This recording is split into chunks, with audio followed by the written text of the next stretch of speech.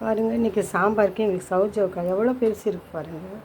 இந்த காய் ஒரு காயே வந்து 3/4 கிலோ இருக்கும் பாருங்க, அவ்வளோ வெயிட் அப்படியே இருக்குது. இன்றைக்கி சௌஜோக்காய் போட்டு எங்கள் வீட்டில் சாம்பாருங்க.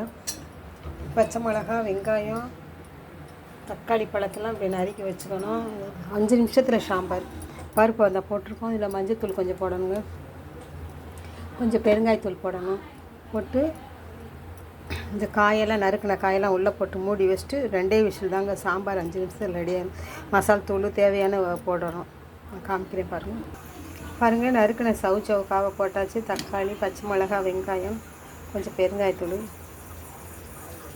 போட்டு கொஞ்சோண்டு மல்லி பவுடர் ஒரு 1.5 ஸ்பூன், உரப்புக்கு ஏற்ற மாதிரி மிளகாத்தூளை நம்ம வந்து மிக்சியில் இப்படி பரப்பரன்னு அரைச்சி வச்சுக்கணும். இது சாம்பார் போட்டால் சூப்பராக இருக்கும். இது இடி சாம்பார்னு சொல்லுவாங்க. இதை போட்டு நம்ம அப்படியே குக்கர் மூடி போட்டு மூடி வச்சிடணுங்க. 2 விசில் சாம்பார் ரெடி. இறக்கி தாளித்து மட்டும் விட்டுட்டோம்னா சூப்பர், சீக்கிரம் நமக்கு வேலையாயிரும். இங்கிட்ட நாங்கள் வெண்பொங்கல் வச்சுருக்கோம். இதில் சாம்பார். ஒரு கெஸ்ட்டாக வந்துட்டாங்கன்னா 5 நிமிஷம் அவங்களுக்கு நம்ம டிஃபன் ஈஸியாக பண்ணிடலாங்க. சுவையான சாம்பார் ரெடி.